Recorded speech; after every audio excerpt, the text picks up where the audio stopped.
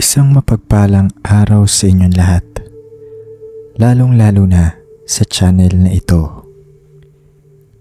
Tawagin niyo na lang ako sa pangalang Dan.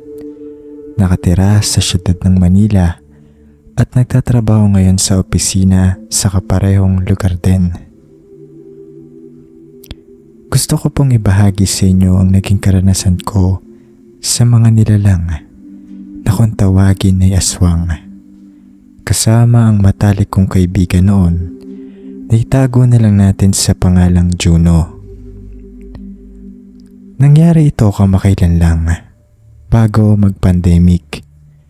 Nagtatrabaho pa kami noon ni Juno sa iisang kumpanya kung saan kami nagkakilala.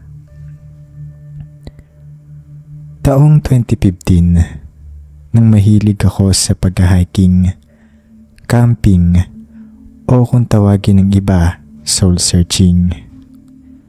Oo, na-impluwensyahan ako noon ni Juno sa ganyang larangan dahil hilig niya ang outdoor adventures. Marami din siyang kaalaman sa mga exotic at endangered species. Kumbaga, nasa puso niya ang nature. Ang una kong napuntahan na lugar na nagbukas sa akin ng isip ay ang Mount Arayat sa Pampanga. Pero 5 kami noong sinama ni Juno, magkakatrabaho kami. Yun yung araw na kahit hinahapo na ako at parang hindi ko na maramdaman ang mga paa ko sa sakit sa pag-akyat pa lang ng bundok. Hindi matutumbasan yun ng saya kapag narating nyo na ang destinasyon ninyo at yun ang pinakatuktok ng bundok. Sa totoo lang, napakahirap umakyat ng bundok. Pero kung hilig mo talaga ang ginagawa mo, hindi mo na yun nalintana.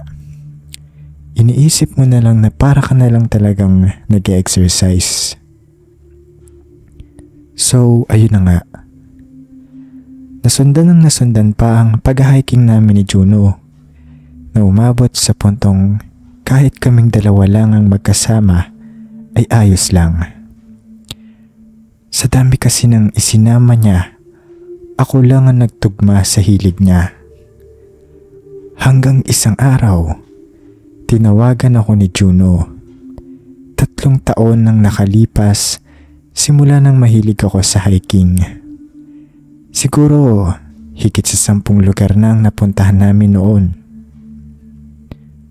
Ang sabi niya, meron daw siyang natuklasang isang isla na hindi masyadong kilala at napupuntahan. Sa probinsya ito ng Visayas na kung tawagin ay Isla ng Bayawak. Hindi ko nalang babanggitin ang probinsyang yun. Ayaw ko kasing masira ang pangalan nila, lalo na isa yun sa mga tourist attraction nila. Kaya nga ng sinabi ko noon, mahilig sa mga exotic animals si Juno. Kaya natuwa talaga siya nang marinig ang salitang bayawak sa islang pupuntahan namin. Akala ko nung una, yun lang ang tawag sa lugar na yun. Pero literal na may mga bayawak talaga sa islang yun. Noong nagpunta na kami doon, una mong mapapansin ang payak at simpleng pamumuhay ng mga residenteng nakatira sa islang yon. Ang mga bahay doon ay gawa sa mga sawali at kawayan. Wala ka talaga makikitang modernong bahay at pader ang pundasyon. Sa kuryente naman, iilan lang din ang meron. Pero madalas, ginagamit lang nila yon sa ilaw. Sa totoo nga niyan, napaka-presko sa islang yon. Sariwang-sariwa ang hangin. Kaya hindi na nila kailangan ng mga electric fan. Buksan mo lang ang bintana mo, papasukan ka na ng presko at malamig na hangin.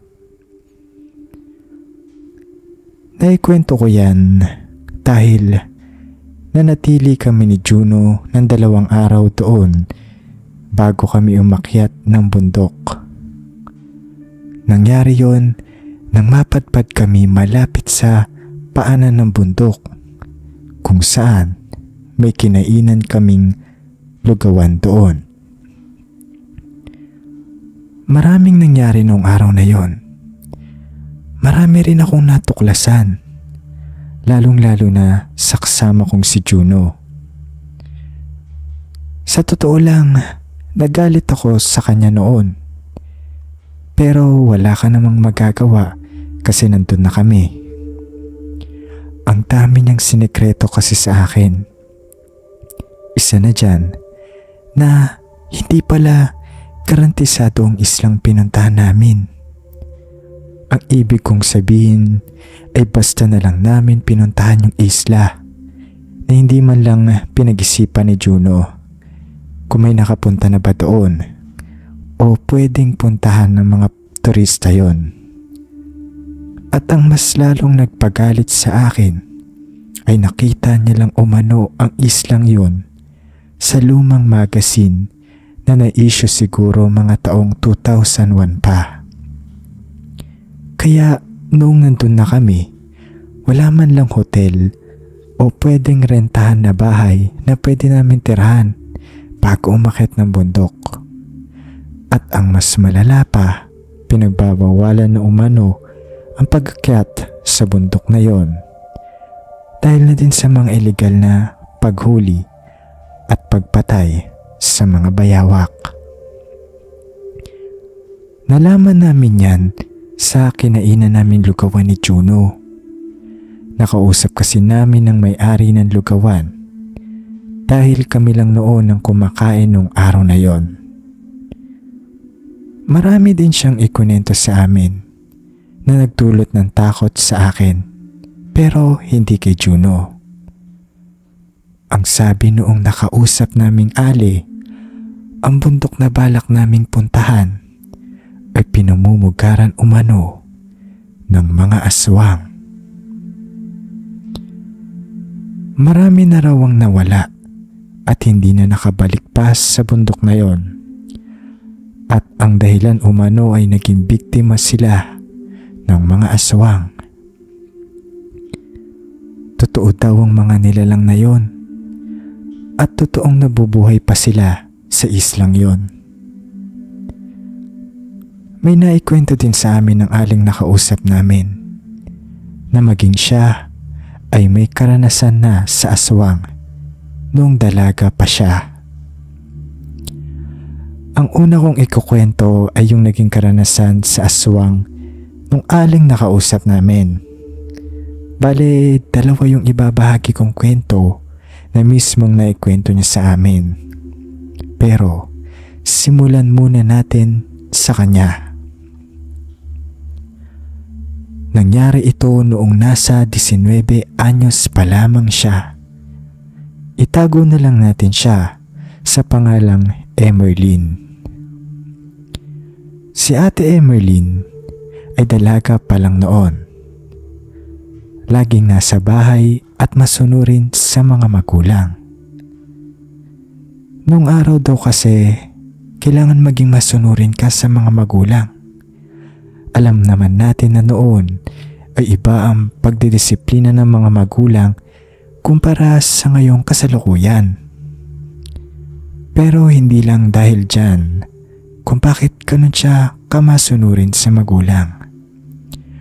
Laki din kasi siya sa payak na pamumuhay. Pangangamoting kahoy at pangingisda ang trabaho ng kanyang ama.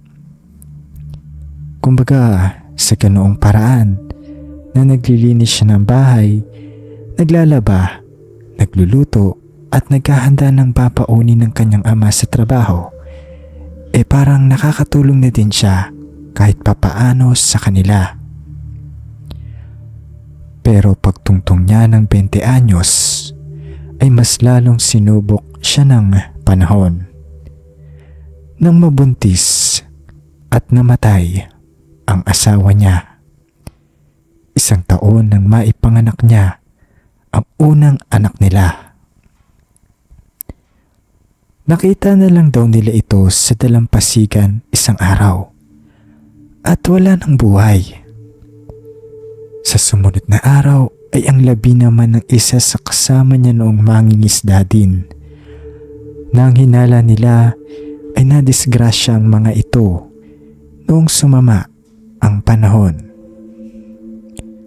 Gayunpaman, kahit na wala na siyang kasama sa pagpapalaki ng anak nila, hindi naman sila pinabayaan ng magulang niya. Kahit hirap sa buhay, mayaman naman daw umano sila sa suporta. Marami kasi ang membro ng pamilya ni Ate Emerlyn. Nangyari ang karanasan niya sa mga aswang noong 4 na taong gulang pa lang ang anak niya, na noon nakatira sila mismo sa paanan ng bundok na balak naming puntahan ni Juno noon. Noong mga panahong yun, marami ang nagsasabi na may nakatira sa lugar nila at nakakasalumuha pa nga nila ang mga aswang. Pero meron na rin silang hinala. Hindi lang basta 1 o 2 tao ang tinutukoy nilang mga aswang sa lugar nila noon. May iilan din silang kilala. Noon, ang tiyuhin ni Ate Emerlyn ay naging isang aswang din daw. Nakalaunan nasawi din ito at napatay nang hindi nila alam kung sino. May nangyari na kasi noon na umaakyat daw ito sa bubong ng mga bahay tuwing gabi. Marami din ang nawawalang mga manok at bibe sa kalapit bahay nila. At ang tiyuhin niya ang sinisisi sa mga ito. Dahil nga napabalitang naging aswang nga ito. May pangyayari din na may sinusundan itong buntis noon. Na natroma pa daw yung nasabing buntis. Na kahit sa panaginip daw nakikita niya ang tiyuhin ni Ate Emerlyn. Hindi nila alam kung sino ang pumaslang sa tiyuhin ni Ate Emerlyn at kung paano at saan ito nahawaan. Katulad kasi ng ama niya, pangangamote at pangingisda ang trabaho nito. Basta bigla na lang isang araw, nag-iba ang kilos at ugali nito. Pero alam nila na matay ito dahil yun sa mga nawalang alagang hayop sa lugar nila dahil ginagawang pangkabuhayan ng mga hayop na nawala na yun. Ang naging karanasan naman ni Ate Emerlyn ay iba sa nangyari sa tiyuhin niya. Bukod kasi sa nakasanayan nating naririnig na nagiging biktima ng mga aswang, pagkain din daw ang ginagamit nila para makapanbiktima ng tao. Katulad ng nangyari kay Ate Emerlyn. Sa bahay nila, walang ibang nakakapasok, kundi ang mga kamag-anak at kakilala lang nila. Pero nagbago ang lahat nang makilala niya ang isang matandang babae na nagtitinda ng mga basahan. Nakilala niya ito dahil mahilig siya sa gamit sa bahay at halos isang buwan ding pabalik-balik daw noon ng matanda para bentahan siya. Kasi minsan may inaalok din itong ibang kagamitan sa bahay tulad ng mga kawali at iba pang mga gamit sa kusina. Pero isang araw, nag-iba ang hihip ng hangin. Kung dati, mga gamit sa bahay ang nilalako ng matanda, naging merienda at pagkain na ang mga tinda nito. Ang sabi ni Ate Emerlyn, hindi siya mahilig sa mga kakanin at matatamis na pagkain. Noon kasi, bibingka at suma ng itinitinda ng matanda. Pero ang ipinagtataka niya, Kahit na hindi siya bumibili sa matanda, ay lagi pa rin siyang inaalokan nito. At ang mas malala pa, binibigay na lang sa kanya ng libre ang mga tinda nito. Noong mga panahon na yun, may kakaiba na daw siyang nararamdaman. Dahil nga hindi siya mahilig sa mga kakanin, hindi niya kinakain yung binibigay na kakanin sa kanya ng matanda. Itinatabi niya lang ito at itatago sa isang ratan na basket na kanyang isinasabit sa bubong noon. Kumbaga, kung magutom siya, may makakain siya. Pero minsan, nakakalimutan niya daw yun hanggang sa mapanis ito. Pero isang araw, minatuklasan siya sa mga kakanin na itatapon niya. Dahil nga nakabalot ang mga ito sa dahon ng saging, nagka-interes siyang buksan ito na sana ititikman na niya. Pero pagbukas niya sa mga kakanin, nakakasulasok ang nasaksihan niya. Nagkaroon kasi ng mga buhok ang nasabing suman. Nag-iba din ang kulay nito at itsura na parang hindi ito ginawa sa bigas na malagkit. Pinakita niya noon sa mga magulang niya yon. At isa lang ang sinabi ng mga ito. Yun daw ang ginagamit ng mga aswang para maipasa ang lahi nila. At ang mas masama pa ay para masundan ka nila kapag nakain mo yon.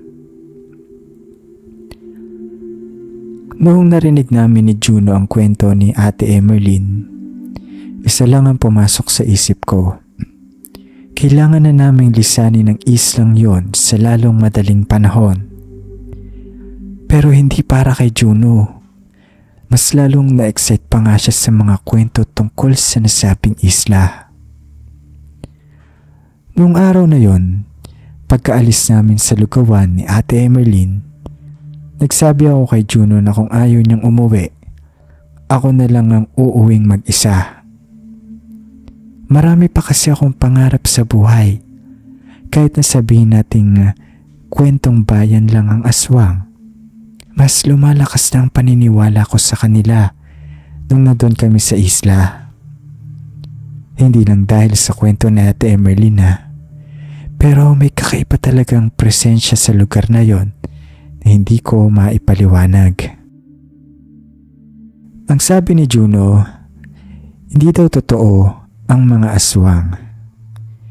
Ikunento lang sa amin ni Ate Emerlyn yun para hindi na kami tumuloy ng bundok. Noong araw na yon, kahit anong kumbinsi sa akin ni Juno, buo na talaga ang loob kong umalis ng isla. Pero mas lalo akong nanlumo nung sumama ang panahon at hindi na kami pinayagang maglaot sa dagat. Wala akong nagawa kundi maghintay na umayos ang panahon kahit abutin pa ako ng 2 araw sa paghihintay. Meron nagsabi sa amin na residente na pumunta daw kami sa quarters ng isla dahil nga wala namang hotel doon na pwede naming rentahan. Parang isa yung rescue center at nandoon din ang mga tanod sa lugar. Mula sa lugawan ni Ate Emerlyn, ang lalakarin namin papunta doon ay mahigit sa kalahating oras din. Malapit kasi yon sa pangpang na pinagbabaan namin ni Juno noong pumasok kami sa isla. Habang naglalakad kami, sa di kalayuan, napansin namin ang motor na kung tawagin ay motor na may kolong-kolong. Malayo pa lang alam na namin na na-stuck ito sa maputik na bahagi ng daan. Nakikita din namin ang isang lalaki na tinutulak ito pero nahihirapan. Nagmadali kami ni Juno sa paglalakad para tulungan ng lalaki. Paglapit namin, sobrang lalim pala ng gulong na nakabaon sa putik.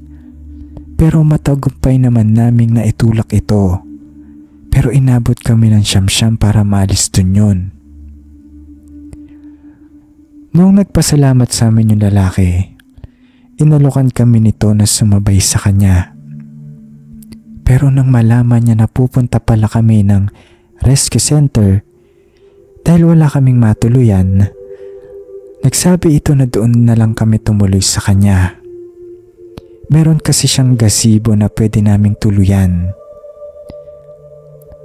Sa mga ganong sitwasyon, tapos may mag-aalok sa iyo ng isang tao ng kabutihan, ay napakalaking pagpapala na sa amin yun ni Juno ng mga panahon na yon. Unang-una, hindi namin alam kung papayagan kami sa rescue center na pupuntahan namin at kung makakapagpahinga kami doon. Dahil nga halos sapon na ng mga oras na yon, inalokan kami noong lalaki na tinulungan namin na nagpakilala naman sa amin bilang si Mang Enteng, na kahit doon na kami magpalipas ng gabi. Sa minalas-malas naman namin noon, mas lalong lumakas pa ang ulan.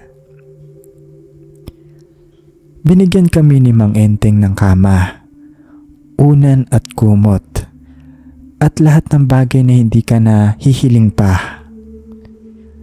Yung gazebo na tinutuluyan namin ni Juno, hindi lang siya basta-basta lang. Disente siya at napakaganda na pasado ng maging isang bahay. Hindi naman sa pagiging maselan, pero noong una akala ko yung pangkaraniwang kubo lang yung gazebo na sinabi niya sa amin. Kasi iniisip ko umuulan noon, baka mabasa kami, diba? Sa pagmamasid ko, napansin ko na nakakaluwag sa buhay si Mang Enteng. Iba yung bahay niya sa mga bahay na nakita namin sa isla. May malawak din siyang bakuran at pribado talaga ang property niya. Pagkaraan ng ilang oras, bumisita si Mang Enteng sa gazebo namin at inaya na kaming kumain. Nauna na muna si Juno kasi yung ibang mga gamit ko inaayos ko pa. Nang makapasok ako sa bahay ni Mang Enteng, naabutan ko nagtatawanan sila ni Juno. Pansin ko naman na nagkakasundo silang dalawa. Hindi na nga ako makasingit sa usapan nila at nakikisabay na lang ako sa tawa. Hanggang sa naging seryoso ang usapan. Nabanggit ni Juno ang balak namin pumunta ng bundok. Kaya nga nang sinabi ng iba, sinabi din ni Mang Enteng na pinagbabawalan na nga ang pagpasok doon. Pero kaya niya daw kaming makapasok doon. Pero sa isang kondisyon, kailangan naming suotin ang kwintas na ibibigay niya sa amin. Ang kwintas na ibibigay niya sa amin ay pangontra daw sa lahat ng elemento, katulad na lamang ng mga aswang. Sabi ni Mang Enteng, yun daw ang isa sa mga pagkakamali ng mga napabalitang nawala sa bundok ng Isla Bayawak. Wala daw silang proteksyon. Ang sabi niya sa amin ay kung hindi namin tatanggalin ang kwintas sa leg namin, ay walang magiging problema. Isa din daw siya sa mga tagahanga ng nasabing bundok ng Isla Bayawak. Dahil kapag narating namin ang tuktok noon, ay nakakamangha daw talaga. Yun nga lang, para marating namin yun nang walang nangyayari sa amin, ay kailangan laging nasa amin ang proteksyon. Kinabukasan, pumasok na kami ng bundok. Noong mga oras na yon, ewan ko ba, pero biglang lumakas ang loob ko. Siguro dahil doon sa kwintas na suot namin ni Juno, kaya napapayag din niya akong tumuloy. Ang pagpasok pala namin ng bundok ay nilihim lang namin. Malapit lang din sa paanan ng bundok ang tinitirhan ni Mang Enteng. At tumaan kami noon sa dati nilang dinadaanan noong pwede pang pumunta ng bundok. sobrang saya na may halong kaba. Isa pa, yun din naman ang pinunta ko doon, ang pagka-hiking. Nanumbalik yung kasabikan ko sa pag-akyat ng bundok. Hanggang sa nasa kaligitnaan na kami, hindi ko na naisip ang kasabihan sa bundok na may mga aswang daw doon. Magtatanghali na noon nang magpasya kami ni Juno na magpahinga muna. Nang makakita kami ng isang balon na kasing laki ng isang swimming pool. Kahit na balon lang yun ay napakalinis ng tubig. Dahil na rin siguro umulan kahapon kaya nadagdagan yun ng tubig. Bago kami magtampisaw, ay syempre nagtanggal din kami ng pang-itaas na damit. Kasunod nun ay tinanggal din namin ang suot naming kwintas na ibinigay sa amin ni Mang Enteng.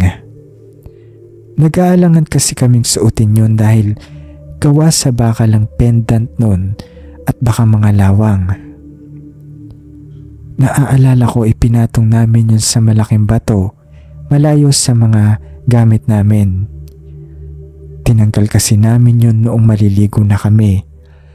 Tsaka pagkatapos naming maligo, kumain kami saglit at nagpatuloy sa pag-akyat. Saka lang namin naalala na nalimutan namin yung kwintas pagkaraan ng halos kalating oras namin paglalakad. Sabi ni Juno, balikan na lang namin mamaya pagbaba namin. Na agad naman akong napasabi sa kanya na wala na kaming proteksyon sa mga aswang. Pero kagaya ng dati, sabi ni Juno, hindi daw totoo ang mga aswang. Noong mga oras na yun magkahalong pagod at takot ang nararamdaman ko na hindi ko naranasan sa mga dati kong hiking. Ang sabi ko na lang sa isip ko noon, tanggalin ko na lang ang takot at sariwain ang bawat oras na nandun ako. Kasi kung yun yung laging iniisip ko, parang nagpapagod lang akong umakyat ng bundok. Pagkarating namin sa tuktok, tama nga sila. Isa yun sa magandang tanawin na nakita ko sa tagal ko nang umaakyat ng bundok. Kahit mahamog noon ay kitang-kita namin ang malawak na karagatan at ang buong isla ng Bayawak. Nung pababa na kami, doon palang nakakita ng Bayawak si Juno. Pero nakadikit ito sa puno. Nakala ko noon ang sinasabi nilang bayawak ay malaki na nasa lupa lang. Sa kalagitnaan ng paglalakad namin ni Juno, doon namin naalala yung kwintas na naiwan namin sa balon. Alam namin ng mga oras na yun na malapit na kami sa balon base sa direksyon na nilalakaran namin. Habang naglalakad kami, bigla kaming nakaamoy ng napakabangong aroma. Amoy yun ng parang ulam na niluluto pa lang. Dahil sa kumakalam naming sikmura, nagkatinginan kami ni Juno at napasabing saan ang gagaling yung amoy. At isa pa sa pinagtataka ko, mabagsik pa rin yung amoy kahit mahangin ang mga oras na yon. Dito na kami nakakita ni Juno ng isang matandang babae na may bitbit na bilao sa ulo habang naglalakad.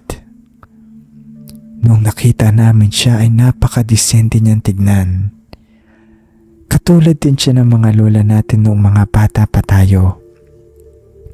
Pero nakapaalang ito habang naglalakad. Dito na nilapitan ni Juno ang matanda at tinanong agad ito kung saan siya nakatira.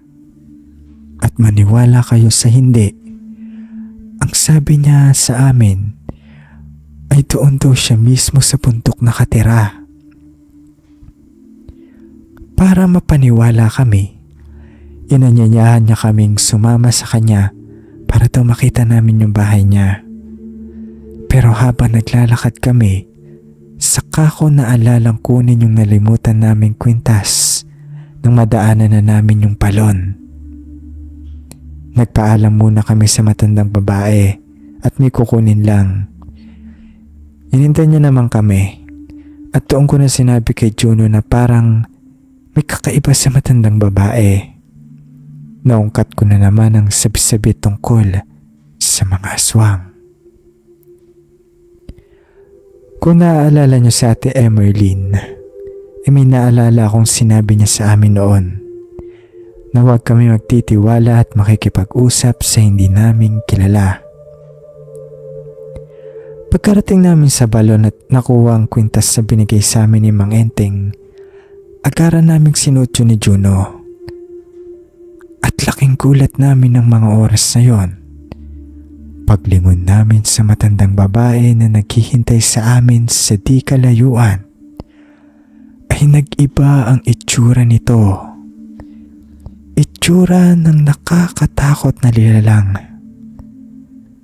Sabog-sabog ang kulot at puti nitong buhok na parang isang halimaw.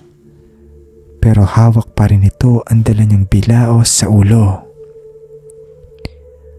Napansin din namin na parang may buntot ito na katulad sa mga bayawak na nakita namin ni Juno. At ang balat nito ay parang may mga kaliskis din. At itim ang kulay na parang sa mga bayawak din. Ilang segundo pagkasuot namin ng kwintas si Juno, ay binato nito ang hawak niyang bilao at kumaripas ng takbo. Pero ang pagtakbo niya ay kasama ang kamay nito na parang sa mga bayawak din. Doon na namin napansin ni Juno na umilaw ang kwintas na suot namin. Nagliwanag din sa buong paligid na sa sobrang lakas ng sikat ng liwanag ay halos wala na kaming makita. At pagdilat ng aming mga mata, ang unang nakita namin ay si Mang Enteng habang tumatakbo ito papalapit sa amin.